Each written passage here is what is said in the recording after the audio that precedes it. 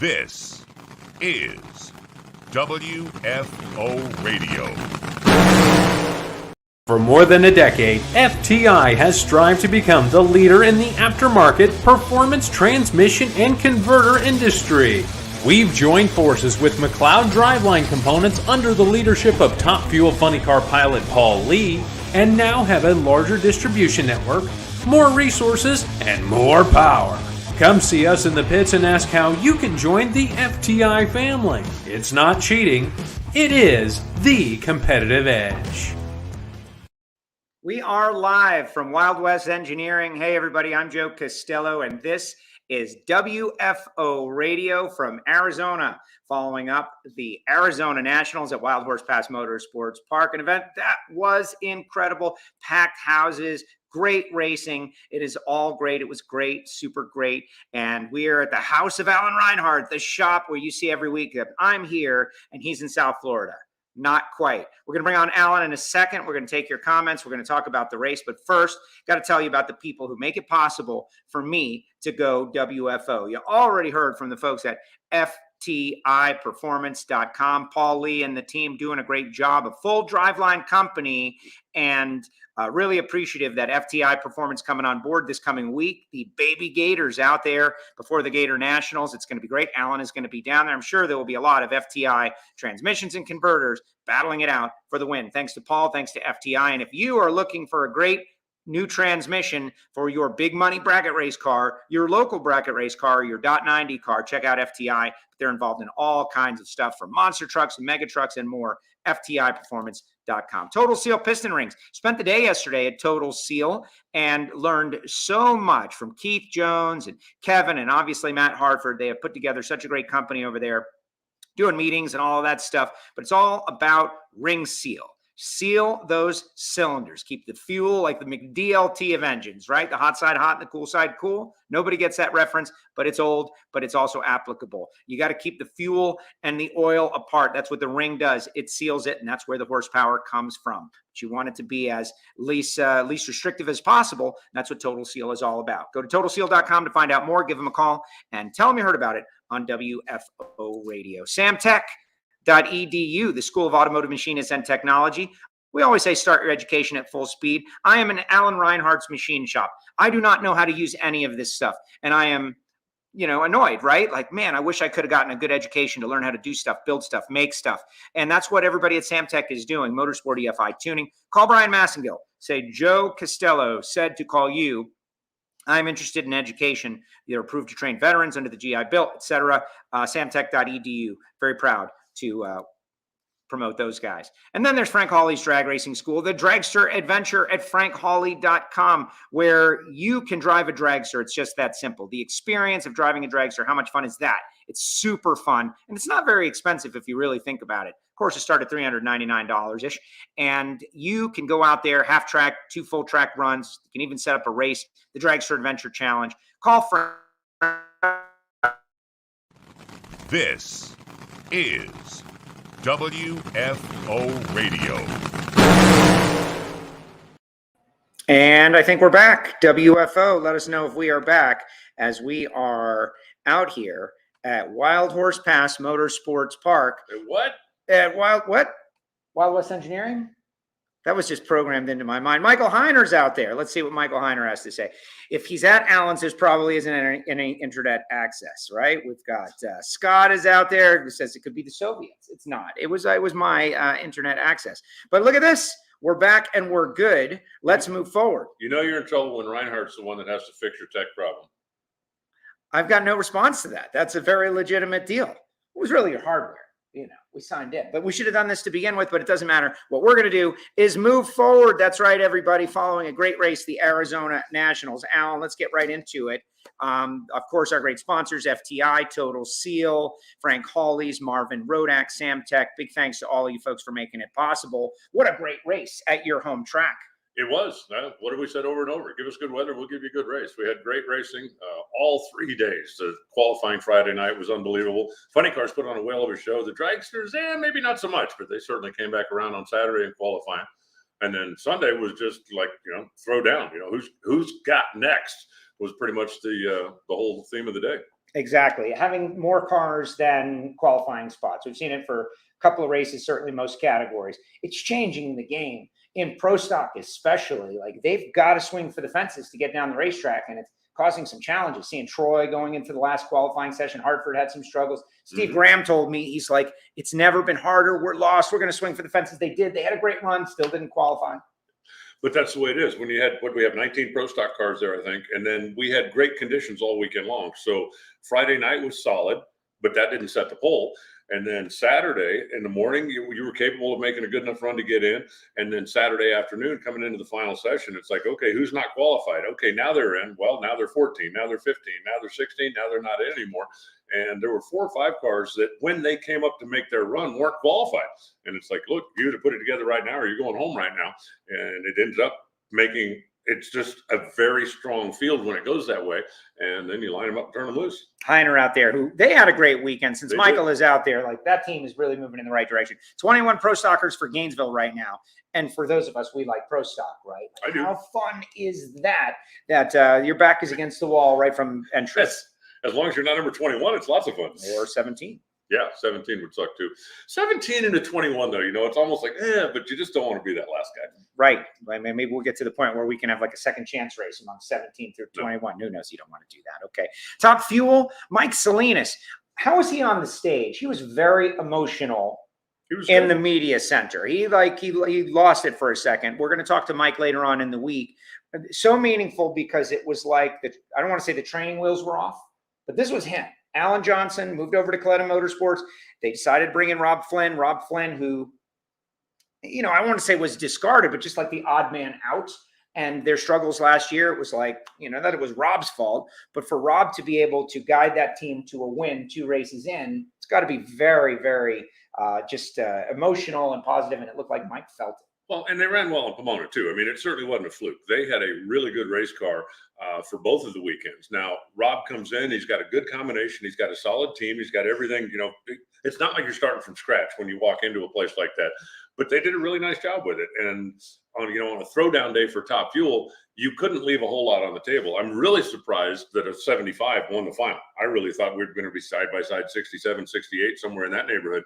But, just sometimes that's the way the day goes. I think he's going to be a player all year long, though. And the emotion when we were able to follow along with the cameras at the top end, when he got out of the car, climbed up, standing on the injector, standing on the puke tank, that's not your normal Mike Salinas. I mean, he's not a jump up and down, look at me kind of guy, but that's how much that win affected him.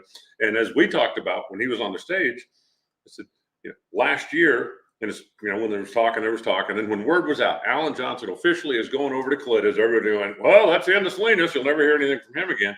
And I think that just, stuff that in your pipe and smoke it moment was something that he was really happy to be a part of. And super excited about the Pep Boys All-Star Call-Out, which will be at the next race, the Amalie Motor Oil NHRA Gator Nationals.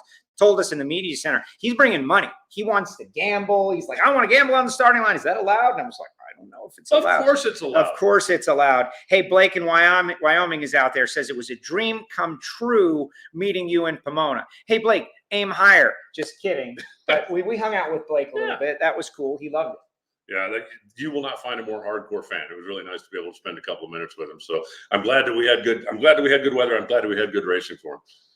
My pick last week of Robert Hight winning Arizona happened, says Mike out there. Yeah, let's finish up in funny car because Clay Milliken was a good story too. The Mike Clover, they struggled and he was annoyed because he shouldn't have run that in the final. Should have run another 69. I was like, I get it, but still a good event. And he was like, yeah. Doug Stringer came over, was proud of his crew chief and his driver. Good race for those guys. Well, any weekend that starts with a car that won't, yes, and ends up with you in the final, you got to believe that you got more than you paid for, so to speak. And literally, the first qualifying run for that team, the car wouldn't start. They ended up, it was an electrical issue that they found back in the pits that, oh, by the way, it was Mike Clover's fault. I want to be sure and point that out because when I went by in the pits and asked what happened, Lance Larson said, that was an electrical issue. We figured that we'll be fine. And then when I talked to Clover, he said, my fault, me. I'm the one that screwed it up. It was 100% my fault. I don't want anybody thinking my crew made a mistake. It was my fault. So when they came up, made their run, and I said, well, here's the story. I talked to him, and then after the run, talked to you guys down on the start line, and what did he say? I don't know what Reinhart said, but I want to make sure. And it's like, why would you think I'd lie? Right. So it was Clover's fault that the car wouldn't start, okay? Everybody, I want to make sure that's clear. But They came back, qualified solid, had a good car. I mean, for most of the day, it was like, if you're not running 72 or better, you might as well just leave it at the trailer. And they had a very solid day. Great racing throughout, great qualifying, and some big matchups like, Brittany and Steve for the first time in 22. That rivalry renewed. We had to wait a couple of weeks, but great run. Steve wins on a hole shot. It wasn't like, I don't know what the lights were off the top of my head. I don't think anybody was like terrible, or maybe they were. Brittany missed it, and okay. She would tell you exactly the same thing. She also got to run Austin Prock again after what happened the week before, and Austin really has had her number. She had only beaten him one time prior to that. She beat him, and I think that might have been a little bit all right. And then against Steve, she just flat missed it. But those two are going to go at it all year long again, and I think Brittany showed us in Pomona that she has put in the work, that she's done this, that she is going to be a more solid player on the starting line. Everybody's going to miss one once in a while, but at this point, I am writing that off. I'm going to go back and look at what she did in Pomona, what she did the early rounds in qualifying in Phoenix ago. I think the young lady's going to be just fine. Now, the shocker, or good news, bad news, Alan Johnson, Doug Coletta, that number one qualifying run, Doug, low ET of his career. Think about what that says. But then blowing the tires off first round. Look to me like that has to be some sort of parts malfunction. I don't know if you have a follow-up or anything, but he just blew him off. I don't. My thought, and I haven't spoken to Alan, but my thought is that he's not comfortable with the chassis yet. Coletta builds their own chassis in-house. It's obviously a little bit different than what the other guys run. Some of the guys get them from Schumacher. Some of the guys get them from Morgan Lucas. Mike Salinas' car is a Morgan Lucas car. That's what Alan's been working with the last couple of years. And I think there's just going to be a little adjustment period there. But, if anybody thinks that Alan Johnson forgot how to tune a race car, that ain't the case. And you were there at the warm-up race. That car smoked the tires on the starting line a few times. And I really believe that it's a deal that Alan just isn't yet comfortable with that chassis. Once he figures out what exactly it wants, I think they're going to be just fine. But for every story like that, there's the other side of it, right? Rob Passy and those guys who have worked so hard, and to get around wins, so meaningful for a team like that. Johnny West in the news, helping all these teams, but he's going to be helping a pretty big team soon. Well, for Rob Passy, his first ever round win. And, you can tell until the end of time, well, if Doug hadn't smoked the tires, yes. So if Tony Schumacher hadn't smoked the tires, Jenna Haddock wouldn't have beat him in Denver either. Right. You drag your stuff up to the starting line, and you just got to be better than the person in the other lane right now. And congratulations to Rob Passy for the first time going to the second round. And, for Doug Coletta, they'll be back. From top to the bottom, Justin Ashley wins in Pomona, out first round here. And I think that, no shame in that. That's going to be the kind of season that we have. Mm-hmm. Everybody's got to buckle in, and it's going to be tough. There are going to be races where you are qualified great and then maybe struggling to qualify. Pretty interesting. Well, Austin Prock, runner-up last week, out first round here. Yep. The fields right now are just so tough that I think we're going to see a lot of that. You're going to see a lot of there just aren't any gimmies. And, I've said before, I don't think anybody's going to go out and win 10 races, which probably means Mike Salinas will win 12, just to make me look like an idiot. Yes. But I think we're going to see that all year long. The other thing that bears pointing out, you mentioned the Pep Boys call-out that's coming up. Yes. Clay Millican got bumped out of that. And this was the final qualifying. When Doug Coletta went to the number one spot, that was enough points to secure him. And then coming into the final qualifying session, it literally was down to Sean Langdon, Clay Millican. Sean made a great run, jumped up in the field, I believe it was fifth or sixth. Clay did not make a great run in the final session, ended up down on the bottom half of the ladder. So Clay got bumped out of that Pep Boys All-Star call-out, but then he goes on and goes to the final round. So I think, everybody got a little something out of Phoenix. And everybody is, let's take a second to talk about that while we're talking Top Fuel, because this is such a change from everything else we've ever done. And people know there have been conversations behind the scenes about how can we mix it up, and this call out discussion is a perfect example of how NHRA is wanting to give the fans what they are asking for. But I don't know if I believe that the drivers fully understand what's going to happen. They're going to be standing on a stage, and it's got to be like, I want you, Reinhart. That's it. Reinhart, I'm calling you. Like, what, me? Really? My team? You think we're the easiest to beat? That's going to cause all kinds of interesting friction. There's going to be an extra TV show, like an hour and a half for the whole thing. I'm excited. Yeah, I think, they're going to be feeling their way through a little bit because it's the first time, but it's really the personality of the drivers. I hope everybody comes in and understands that, look, we can have some fun with this. We can turn this into a big deal. You can make it, you can build as much animosity as you want to, but here's the way I envision it. Go ahead, Joe. You're the guy. Who are you calling out?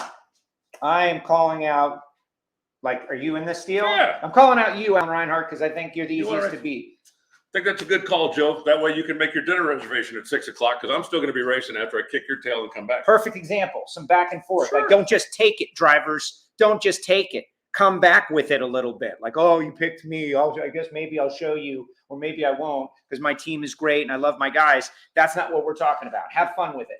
Yeah, and you don't have to get personal with it, right? It's not like, well, Joe, you're fat. Joe, you're not tall enough to see over the windshield. But you can have some fun with it, right? It's like, you want to call me out? Fine. You know what? My sponsor is going to give me a bonus for putting your sponsor in the freaking trailer before lunch. There's a lot of stuff that you can do.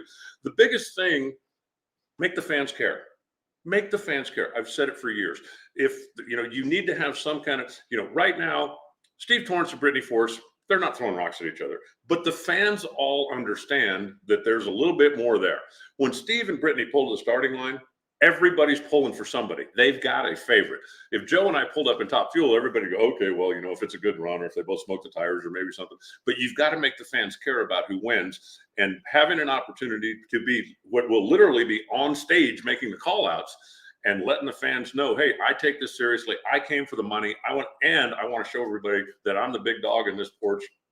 It should be fun. And right now, Steve Torrence is the only driver that is certain that he gets to, who he gets to call out. He knows, and he's going to make a call. And we're all speculating. Who's Steve going to call out? Will he call out Brittany? Will he try to run the weakest car to have the most chance of winning? And that's the speculation that is so needed in this sport. We're thinking about it all the time. What's Steve going to do? Who makes the call? Is it Bobby? Is it Hoagie? Is it Mama Kay? Does Mama Kay make the call? How are they going to make that call? That is all the kind of speculative thought that makes a good sport good. Well, I can't wait to see how it all plays out. I think it's going to be fun, and I think, and chatting with the drivers, and Joe, you talked to them all a little bit during pre-race ceremonies. We had all the call-out drivers, and, took a minute and asked a question or two. And Joe asked Brittany flat out, said, what are you going to do if Steve calls you out? She said, that's a compliment. If he thinks I'm the baddest car in the field and he wants me first, bring it. Come on, my team will be ready for him. And that's the kind of energy that we're going to need in this thing. I think it's going to be a lot of fun. Yeah. Mark says, how would Ed McCullough handle being called out? And yeah, this one's for you, right? All right, let's talk funny car a little bit, where Robert Hight is 2 for 2 and 22. I like that. Okay.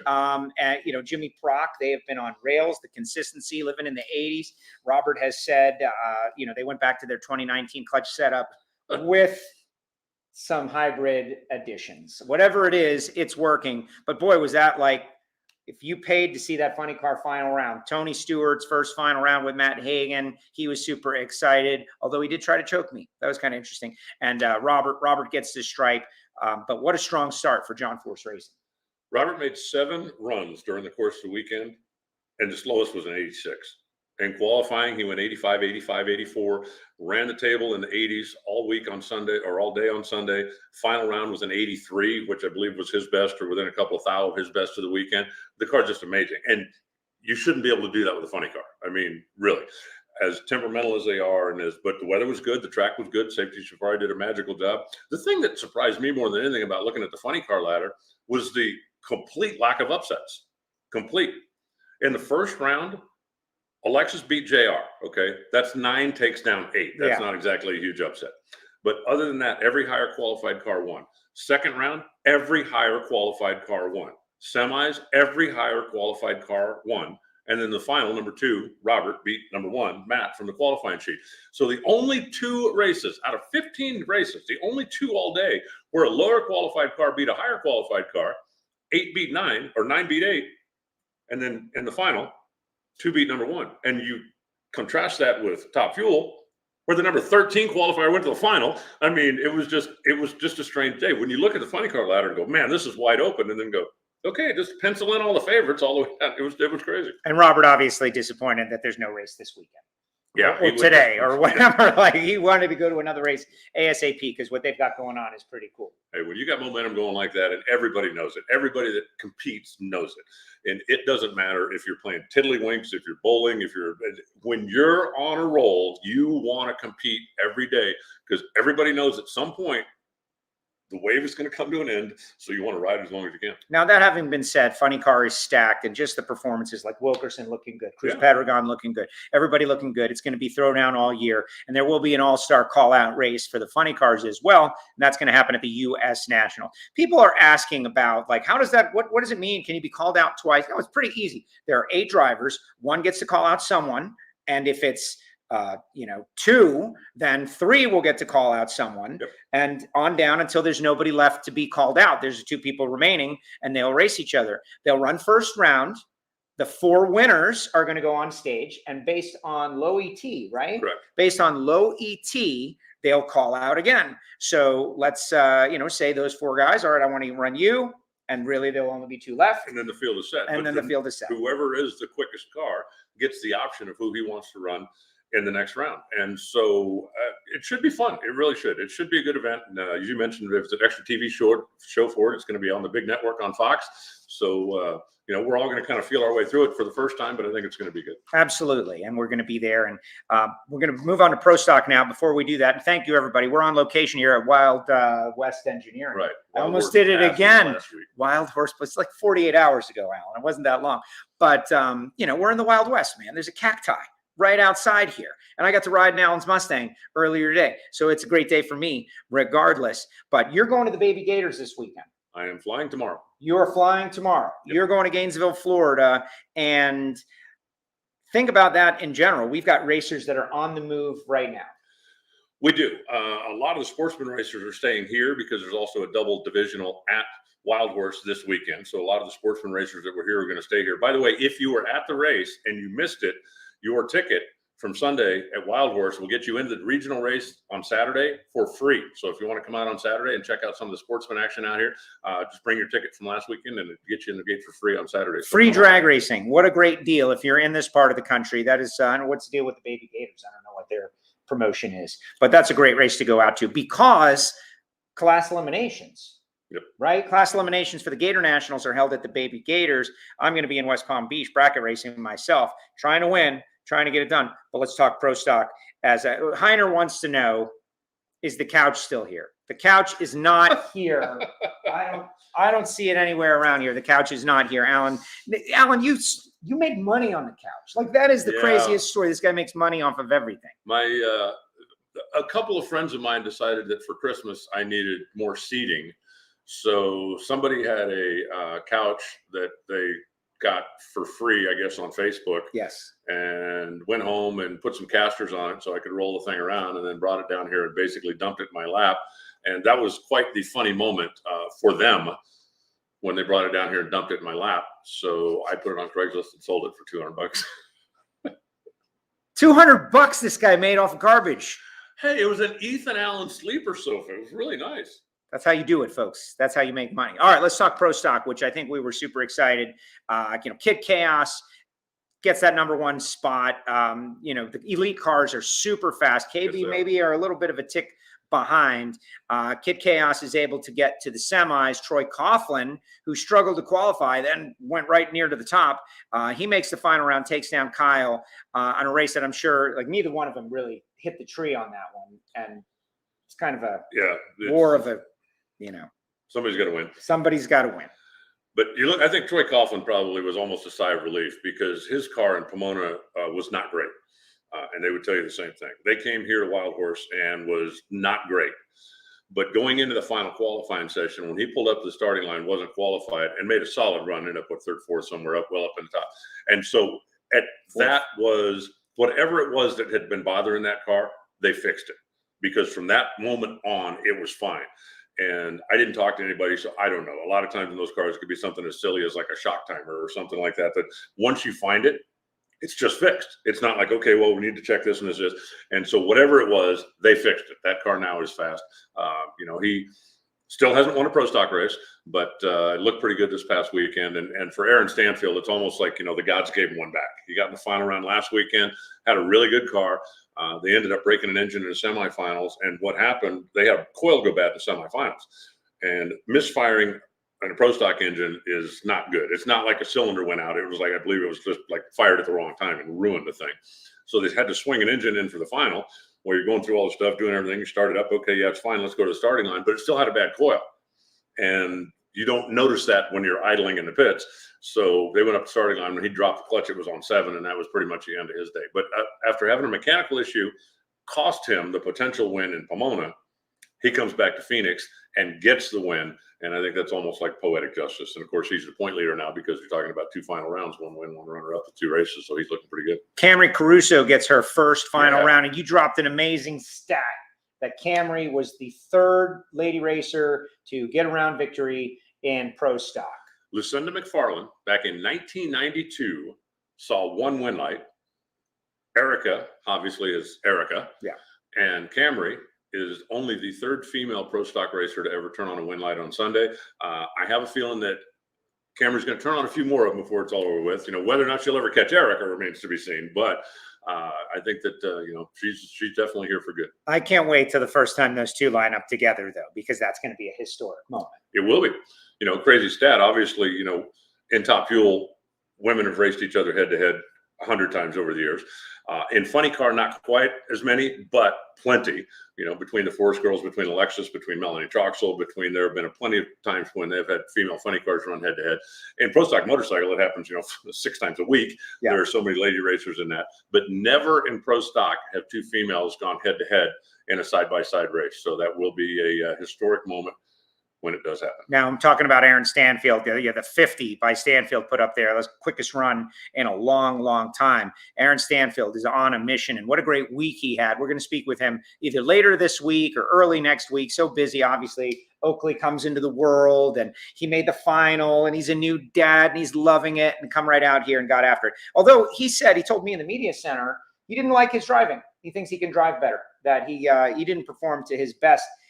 But he won the race, and so watch out for Aaron Stanfield. Pretty exciting. Al Lindsay, man, that guy got air after that 50. Al Lindsay is not the kind of guy with a huge vertical, but he got up there when that car went at 50. I would have, if Aaron Stanfield said that in the media room, I would have got my phone out. I would have called Troy Coughlin and said, "Hey, he wants a do-over. You up for it?" Yeah. Because I guarantee you, Troy would have said, "Yeah, we can be back there in 30 minutes." Yes. Yes, definitely. The kid's driving good. He's got a good car. Of course, we'll see the debut of the Factory Stock Showdown class, the Constant Aviation class coming up in Gainesville in 2 weeks. Aaron will be back in that, trying to defend that championship. So, you know, that if that kid has a weak spot, I haven't seen it yet. Right. Chris and Mason McGahey were our marquee matchup, and Mason spanked his dad again. Sorry, Chris, but Chris was super happy. Their car went quick and fast, setting up the matchup against Erica. Mason gets around to Erica with a 00 light, I believe, and then came up short against Aaron. But what I'm interested in is, like, boy, if the McGaheys can get going, the Quadras can get going, it makes it so difficult. Like, all of a sudden, there's cars all over the 16-car field that can zap you. And McGahey was, talk about from the happiest to the saddest. He beat Erica. It's the first time he'd ever beat Erica head-to-head. She beat him 4 times. And they've had, at times, it looked like they were certainly in a position to win the race, and then just something bit them. Then they come up against Aaron, a 001 light for Mason, and the thing deadheaded. It just wouldn't shift. Now, I'm not saying he would have won the race, but he had a 001 light. He had a couple of 300s in the bank, and you sure would like to see that go to the finish line stripes. So I think that, they look like they're making good power down there now in Southwest. Chris's car, brand new car, looks like they're getting comfortable with that. Mason looks real comfortable in his. So I think that I think you're going to see a better year out of those guys than where they finished last year, which was like 7th and 8th. Absolutely. Lonnie wants to know, is there going to be a call out race in Pro Stock and Pro Stock Motorcycle? And everybody wants call out everything, and like baby steps, guys, baby steps. But if this goes well and the drivers are empowered to show their personalities and make it fun, and it gets great ratings and everybody loves it and has a good time, I think there's your answer, right? The sky's the limit. NHRA is not in the habit of doing something that works very well and then not doing it again, right? I think this is a test. It's the first time they got out of their comfort zone, and we're going to see how it goes at the Gator Nationals. This is Saturday. So if you're in the area, buy tickets to go see this. And oh my gosh, Alan, ticket sales were up and the show got ratings and the drivers are fun. Now let's never do it again. No, I think they'll do it and they'll expand it as best as they can. Any final thoughts in Pro Stock? Someone is asking about track prep. This is the second question about track prep. Or was it rollout, something? I don't really understand what he's talking about. Do you know? I saw a 50 on the board. I don't think there's a track prep problem. A lot of 53s and 52s. But maybe you understand better. the weather in Phoenix was spectacular for Phoenix. Phoenix has a little bit of natural altitude. So as a general rule, it's not known as a pro stock record-setting racetrack. But when the weather comes in, there's no humidity in the desert. I mean, at one point, water grains, I think, were 7. Remember, we've been in Norwalk when it was 140. So, dry is good because you can't burn water. The barrel was solid. In the mornings, the density altitude was below 0. When the legitimate altitude is like 11 or 1,200 feet or whatever it is at Wild Horse. And even during the course of the day, we were dealing with 102, 103, 104 correction factor, which for pro stock is pretty darn good. The Phoenix racing surface is great. That's never been in question. That's never been an issue. So the weather came in, and that made the pro stock cars run very strong. Well, it was, I felt like it was a pretty great day, and we had a good amount of good performances. And so what else can you ask for, right? It's that type of situation where people are, put on the edge and they respond. Yeah. Everything's there. And when you've got the 19 cars trying to fight it into the field, 3 sessions where you've got very, very comfortable, very familiar weather for all 3, now you've got a good baseline. The thing that really throws pro stock for a loop is when you have 3 sessions of qualifying and then a front comes through. And then on race day, it's 10 degrees hotter, it's 10 degrees colder, something else is different. And everybody's got to kind of start all over again. When you go into a race day where the conditions are so similar to what we were qualifying in and everybody's in their comfort zone, that's when you start seeing races like what we saw in pro stock. And we saw a lot in the sportsman classes as well. The guys were really comfortable. A lot of runs that were right on the dial, that were, a lot of tight package racing. And because everybody had a chance to get acclimated to the weather forecast, and then the weather stayed the same all weekend. And Alan Brzezinski, Jeff is out there like, here's a guy who is going against the grain, right? He's got the Dodge. He's trying. The whole family is out there. When they put the 59 up on the board, I thought, wow, man, they're moving in the right direction. Let's see what they do next run, right? 57. And I don't know, 2 runs. What does that mean? But 2 runs, like when you play golf and you have 1 good shot, and then you have 2 good shots. I have 1 good shot. It's never happened before. That's the point. When you can string together 2 good shots, it gives you confidence. And that team, they had a really great weekend. That's one of their best weekends of racing in a long time. They did. And hopefully that'll be, a sign of things to come. They've had from time to time, they've showed that their power, maybe not be elite level or KB level, but the power is there to get them in the field and at least make them competitive. But they don't always make great runs. And so being able to make a good run and then come back and improve on that and show that, okay, we are finding our comfort zone with this car. I think that's terrific. And, there's a lot of Dodge fans out there. We need to have the Dodge in the field. Hopefully he'll be able to continue to improve. Okay, other categories. Top dragster, I believe it was Art Hoover who got the win. Yep. Big win out there. Feel free to shout out any of the other. We saw a lot of people who were still good from a week ago. Leo Glassbrenner in stock. Yeah, again. Right, back-to-back national events in stock eliminator. That doesn't happen very often. And certainly not to kick off the season. I couldn't tell you when's the last time that happened. But it was a good race top to bottom. Don Mazier won again, top sportsman. He won out there in Pomona, and then he came in here and won.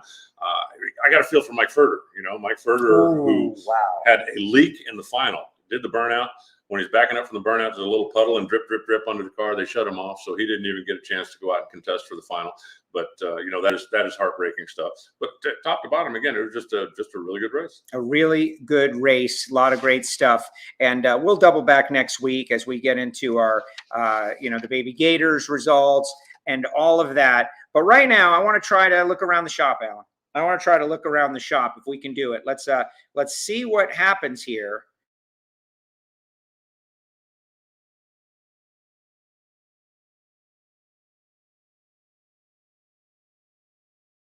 Where do you want to start? Show us around. Well, I don't know. You tell me. You tell me. I'll tell you what. You said you don't know how to work any of the machines? No. I'm going to give you a lesson. Okay. So this is what's known as a hand shear.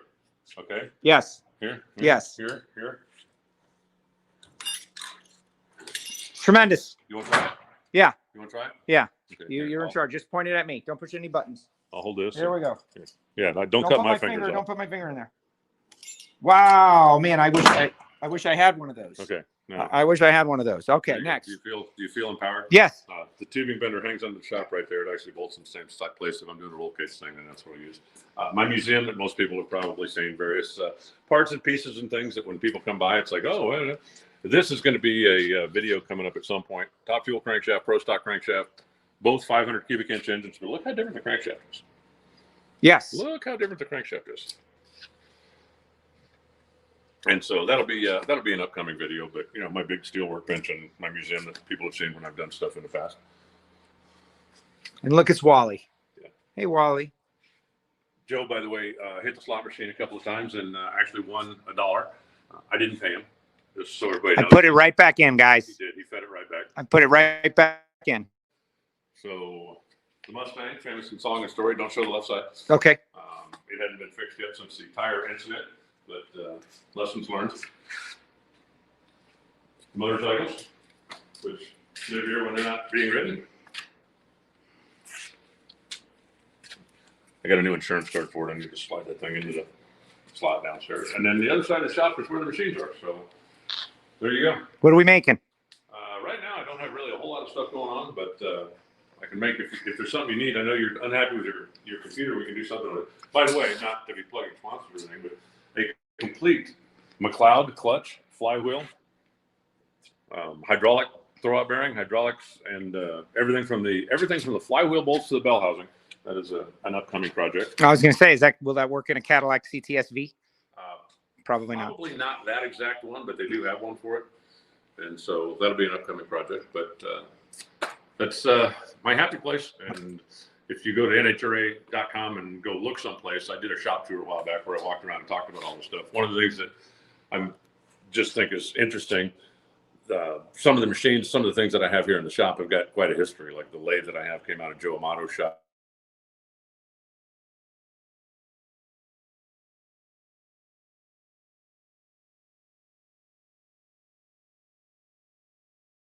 Or break or ruin stuff when I think it's great. Holding a microphone. I think it is great. I can't believe we were able to actually do that. It was a little rough for you guys out there, but at least we were able to go mobile for a second or two. JP Gutierrez didn't know Alan could machine and fabricate. Pretty cool. How do you not know that, JP? Like this is like one of his big things, but you're multifaceted.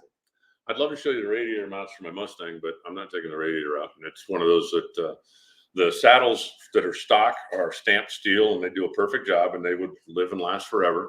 But I decided I wanted to make a couple of billet ones, so I made a couple of billet ones that I'm really, really proud of. I mean, put a lot of effort and a lot of time into, like, coolest thing in the world.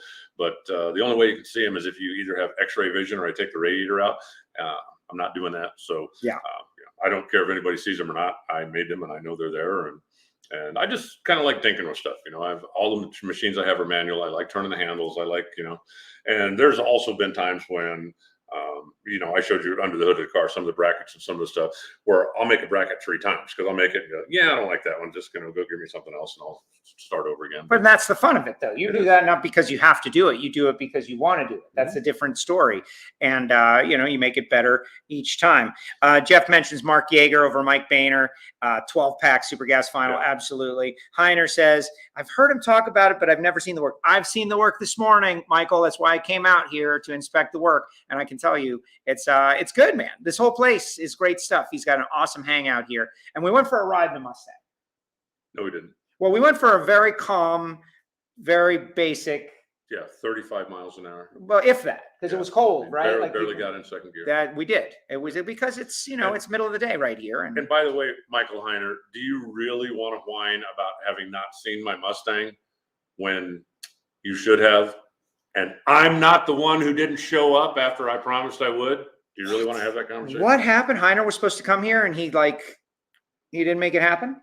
They were going to come here and test. He said, hey, want to know when would be a good time to come test? I told him, I said, you know, hey, if you come, I'm coming out. I want to make some runs. Oh, yeah, great. And then he never showed up. Well, there's always next year, right? There's more testing. All right, Alan, thank you very much. I think it was a great job. Get this. We started off, we did a computer change on the fly while the audience was just sitting there, which I didn't really even know that was going to be happening. And the show went on. You guys stuck it out. Thank you so much. Shout out to our sponsors, FTIperformance.com, Paul Lee and that team over there. Of course, Total Seal Piston Rings. I went there yesterday, learned a whole lot. Every time I go there, it's like, oh my gosh. RoadAxeCoffeeandGrills.com, Frank Hawley's Drag Racing School, samtech.edu. All great stuff. And look, we don't even talk about Tucson. Look at that. So you're talking about what? Michael Heiner. No, we don't talk about Tucson. He's Daniel's out there from Texas. Great stuff. Thank you for inviting us. We got it done, man. We did it. Yeah. It happened. Yeah, hey, when you need my help to solve a tech problem, you really got issues. Yes, it's there's no comeback for this. It's just a statement of fact, and we're going to go with it. Thanks to everybody out there. Later on in the week, I travel today, so I think Thursday we'll be on with Mike Salinas, and we're going to try to get everybody in before the Gator Nationals preview next week. But most importantly, I think we had such a great crowd, and we want to keep that momentum going. Gainesville, we don't really need help packing the house at the Gator Nationals. But if you thought about going to an event, you're anywhere near there on the East Coast, this one's going to be special, part of a special year. We've got the All-Star Call Out. We got every category starting up, Pro Stock Motorcycle, E3 Spark Plugs Pro Mod. Like, they're all going to be there. The season really starts. Yeah, Factory Stock will have their first one out there. I don't know if we're going to have any Factory X cars there or not.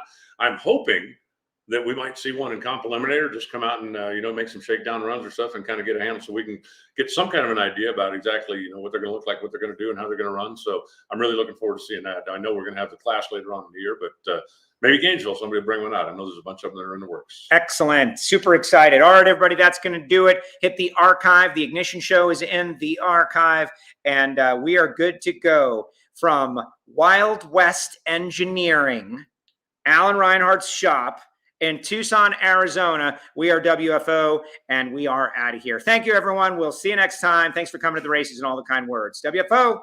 See ya. There he goes.